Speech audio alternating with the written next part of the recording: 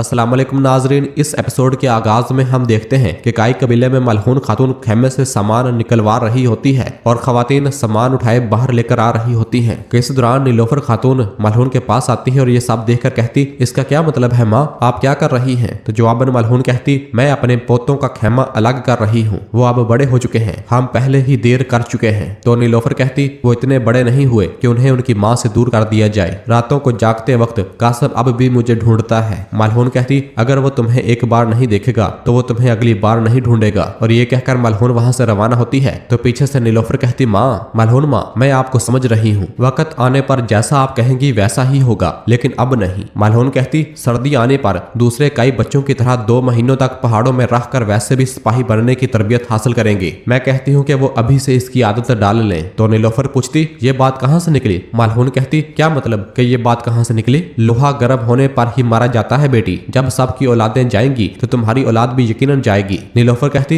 यकीनन जाएगी, लेकिन अगली सर्दियों में। मलहून कहती, हम तो अगली सर्दियां इंतजार कर सकते हैं, क्या दुश्मन इंतजार करेगा? नीलोफर। और फिर गोंजा वहां पहुंचती है और कहती है, माँ प्यारी माँ, देखें जाने वाले बच्चों में सबसे छोटा बच्चा भी सुलेमान से बड़ा है, ऐसा मत करें। नीलोफर कहती, वैसे भी वो कबीले में सिर्फ खेल कूद नहीं करेंगे, जरूरत पड़ी तो हम तरबियत को मुश्किल बना सकते हैं। उरहान साहब भी ऐसा ही सोचते हैं। तो मलहून कहती, तो जरा उरहान आ जाए तो वो सही फैसला करेगा, लेकिन उस वक्त तक वो अपने नए खेमे में रहेंगे। और फिर मलहून वहां से जाने लगती है तो एराज से पूछती है, एराज हलीमा कहाँ है? एराज कहती, मैंने उसे सुबह से नहीं देखा। मलहून कहती, उसे फौरन ढूंढकर मेरे पास लाओ। एराज कहती, जो आपका हुक्म खातून। और फिर मलहून और एराज वहां से रवाना हो जाती हैं, जबकि नीलोफर बहुत परेशान हो रही होती है। जबकि दूसरी जानब जंगल में कई सिपाही अपने जख्मों को दाग रहे होते हैं और एक दूसरे के जख्मों पर मरहम लगा रहे होते हैं। तुमरल बालाबान के जख्मों को दागता है और फिर हंसते हुए कहता, तुम ठीक हो? हाँ ठीक हो। जबकि बुरान और जरकताई भी एक दूसरे के जख्मों को देख रहे होते हैं। और फिर दुमरल कहता है, हाँ क्या आपको लगता है कि हेक्टर नामी बदमाश ने चारा निगल लिया है? बुरान कहता, बुरहान साहब ने एक नाकाबिले तसव्वुर मंसूबा बनाया है सिपाहियों, यहाँ तक कि उसके लिए उन्होंने अपनी जिंदगी दाव पर लगाई है, अब बाकी फलादियोस पर मुनहसर है। और फिर जरकताई बुरान से कहता, ये जो फलादियोस है ना,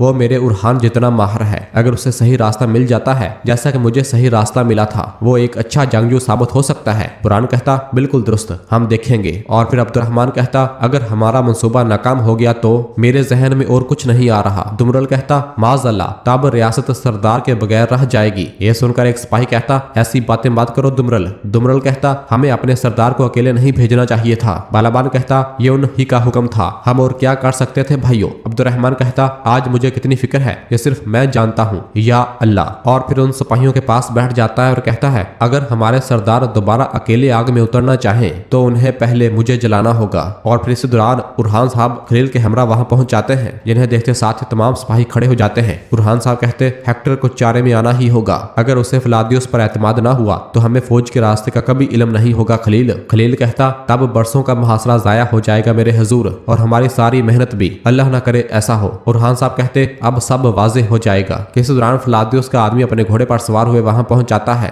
जिसके हाथ में उरहान साहब की तलवार होती है। वो घोड़े से नीचे उतरकर उरहान साहब के पास आता है और उरहान साहब की तलवार उन्हें दे देता है। तो खलील उस तलवार को ले लेता है और फिर बताता है, हेक्टर ने कमांडर फलादियोस पर शक नहीं किया। उरहान साहब पूछते, सरहदों पर जिस फौज को हेक्टर भर्ती करना चाहता है उसका क्या फलादियोस ने रास्ता मालूम कर लिया? तो फलादियोस का आदमी कहता, हेक्टर ने अभी तक उसे नहीं बताया, उसने फलादियोस को शहनशाह को जहर देने का काम सौंपा है और वो खुद शहजादी अस्पोर्चा को गिरफ्तार करेगा जो सालिनका जा रही है। यह सुनकर उरहान साहब उसे जाने का इशारा करते हैं और वो वहां से रवाना हो जाता है। और फिर बुरान कहता, अगर उसका इरादा शहनशाह को कत्ल करने का है तो उसने गार में यह काम मुकम्मल क्यों नहीं किया? उरहान साहब कहते, वो शहनशाह की मौत नहीं बल्कि फलादियोस की वफादारी देखना चाहता है। वो शहजादी को कैद करना चाहता है ताकि शहनशाह को मुकम्मल तौर पर घुटने टेकने पर मजबूर कर दे। इस पर खलील कहता, अगर फलादियोस ने यह भांप लिया हो, उरहान साहब कहते, तो वो जरूर भांप चुका होगा। यह महज उस वक्त तक की बात है कि वो हेक्टर से फौज का रास्ता मालूम करके मुझे खबर देगा। खलील, फौरन बोरसा के मरकज को पैगाम भेजो, कहो कि सुरंग जल्दी खोल दें। खलील कहता, जैसे आपका हुक्म मेरे हजूर। उरहान साहब कहते, हम दुश्मन की चालों को बोरसा की फतह के लिए अपना हथियार बनाएंगे, हम पर खेले गए तमाम खेल हमें बोरसा की फसीलों के अंदर ले जाएंगे, लेकिन पहले हमें शहनशाह को हेक्टर के जबर से बचाना होगा। हम उसे शहजादी को गिरफ्तार करने से रोकेंगे, तैयार हो जाओ, चलो। और साहब वहां से रवाना होते हैं।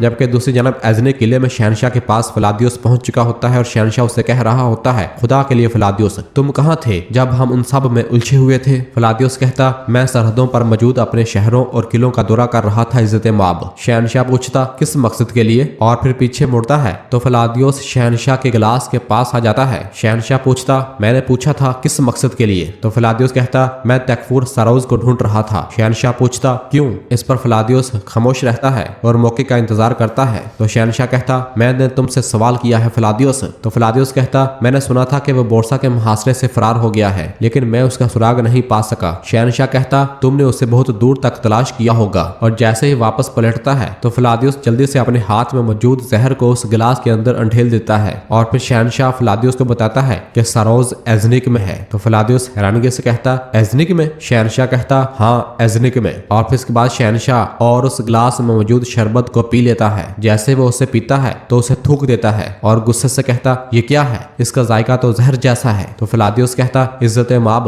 मुझे माफ कीजिए, लेकिन मुझे ये करना पड़ा। तो शहनशाह गुस्से से फलादियोस को झंझोड़ते हुए कहता, क्यों फलादियोस? फलादियोस कहता, क्योंकि आपकी मौत एक बड़े मकसद की तकमील करेगी इज्जत माब। शहनशाह कहता, बदबख्त, तुमने मुझसे गद्दारी की। इस दौरान ही पीछे से हेक्टर अपने हाथ से तालियां बजाते हुए वहां पर आता है और उनके पास आकर कहता, शाबाश फलादियोस, नाखुशगवार आजमाइश के बावजूद तुमने मुकद्दस मोहब्बत के लिए अपनी वफादारी साबित कर दी है। यह सुनकर शहनशाह गुस्से से कहता, तुम ये कैसी लगव बातें कर रहे हो? ये सब क्या है? क्या ये कोई खेल था? हेक्टर कहता, जी हाँ अजीज शहनशाह, लेकिन परेशान न हो, फलादियोस अब भी आप ही के साथ है। शहनशाह कहता, तुम पर लानत हो, बल्कि तुम दोनों पर। और फिर फलादियोस कहता, क्या उरहान को तुम्हारे कदमों में ला खड़ा करना तुम्हें मुझ पर यकीन दिलाने के लिए काफी नहीं था हेक्टर? तो शहनशाह कहता, तुमने इसका एतमाद तो हासिल कर लिया, लेकिन मेरा एतमाद हमेशा के लिए खो बैठे हो फलादियोस। तो हेक्टर कहता, इसके बरक्स अब हम सिर्फ एक दूसरे पर ही भरोसा करेंगे शहनशाह। जब मेरी फौज जंजरे के पहाड़ी दर्रे को अबूर करेगी, हम उरहान को नेस्तो नाबूद कर देंगे, मगर इससे पहले हमें उसे कमजोर करना होगा। अचानक हमलों से हम उसके कबाइल और शहरों को नुकसान पहुंचाएंगे। और फिर फलादियोस से कहता, मेरे हुक्म का इंतजार करो फलादियोस, तुम्हारे जिम्मे भी एक जिम्मेदारी होगी। और ये कहकर हेक्टर वहां से रवाना हो जाता है, जबकि शहनशाह फलादियोस की जानब देखने लग जाता है। दूसरी जानब जंगल में शहजादी स्पोर्चा का काफिला आगे बढ़ रहा होता है। रास्ते में एक जगह पर हेक्टर का आदमी बाहर निकलते हुए अपना तीर बाज़ंतीनी सिपाही को दे मारता है और बाकी सिपाही भी उन पर तीरों की बरसात शुरू कर देते हैं। ये देखते साथ ही बाज़ंतीनी सिपाही कहते, हमला हुआ है। अंदर गाड़ी में मौजूद शहजादी स्पोर्चा भी पर्दे को पीछे करके गाड़ी से बाहर देखती है तो कहती, सूरमा, मुकद्दस मोहब्बत के शूरवीर, और गुस्से से चीखती है। इस दौरान एक तीर शहजादी के पास गाड़ी में आ लगता है। ये सब देखकर दैफने कहती, खुदा हमें महफूज रखे। शहजादी उस तीर को तोड़ देती है और कहती है, मैं उनके आगे कभी नहीं झुकूंगी। जबकि उधर हेक्टर के आदमी बाहर निकल आते हैं और अपनी तलवारों से बाज़ंतीनी सिपाहियों से लड़ना शुरू कर देते हैं। अंदर गाड़ी में मौजूद शहजादी अपनी तलवार निकाल लेती है और जैसे ही गाड़ी का दरवाजा खोलती है तो अपनी तलवार एक सुरमा के मुंह पर दे मारती है। वो उसके गर्दन के आर पार हो जाता है और फिर इसके बाद गाड़ी से नीचे उतरती है और मजीद हेक्टर के आदमियों को जहन्नम हासिल करना शुरू कर देती है। जबकि दैफने भी गाड़ी से नीचे उतरती है और शहजादी के पीछे आती है। शहजादी, जिसे हेक्टर के कई आदमियों ने घेर लिया होता है, उनमें से एक आदमी कहता, तुम्हारा अंजाम आ पहुंचा है शहजादी। तो शहजादी गुस्से से कहती, मैं ना तो तुम्हारे आगे झुकूंगी और ना इस ताकत के सामने जो तुम्हारे पीछे है, चाहे मुझे मरना ही क्यों ना पड़े। जबकि दैफनी अपना खंजर पीछे से निकाल कर शहजादी पर हमलावर होने के लिए कोई मौका तलाश कर रही होती है और फिर हेक्टर का आदमी जैसे ही शहजादी को मारने के लिए आगे बढ़ता है तो एक तीर सीधा उसकी गर्दन में आ लगता है, जो कि उरहान साहब ने चलाया हुआ होता है। उरहान साहब अपने सिपाहियों के हमरा वहां पहुंच चुके होते हैं और घोड़ों से नीचे उतरते हैं। उन्हें देखते हुए शहजादी हैरानगी से कहती, उरहान? उरहान साहब कहते, शहजादी और दैफने की हिफाजत करो और बाकी साहब को मार डालो। और फिर इसके बाद उरहान साहब और बाकी कई सिपाही हेक्टर के आदमियों से लड़ना शुरू कर देते हैं। तो इधर दैफने शहजादी से कहती, उरहान, ये उरहान का मंसूबा है। शहजादी स्पोर्चा, उसे इजाजत न देना कि वो तुम्हें कैद करे जैसे उसने तुम्हारे बाबा को किया था। भागो, जल्दी करो, भागो। ये सुनते साथ ही शहजादी वहां से भागना शुरू कर देती है। जबकि उरहान साहब और बाकी कई सिपाही हेक्टर के आदमियों से लड़ने में मसरूफ होते हैं। इतने में आवाज आती है, शहजादी भाग रही है, उसके पीछे जाओ, जल्दी करो। ये सुनते साथ ही उरहान साहब शहजादी के पीछे भागना शुरू कर देते हैं। जबकि पीछे कई सिपाही हेक्टर के तमाम आदमियों का काम तमाम कर रहे होते हैं और सबको मौत के घाट उतार रहे होते हैं। और नाजरीन, इसी जगह पर एपिसोड खत्म करते हैं। मिलते हैं बहुत जल्द अगली एपिसोड के साथ। वीडियो को लाइक कर दें और जिन दोस्तों ने अभी तक चैनल सब्सक्राइब नहीं किया वो जल्दी से चैनल सब्सक्राइब कर दें और बेल आइकन घंटी वाले आइकन को भी प्रेस कर दें ताकि आने वाले एपिसोड्स आपको आसानी मिल सके। दुआओं में याद रखें। अल्लाह हाफिज।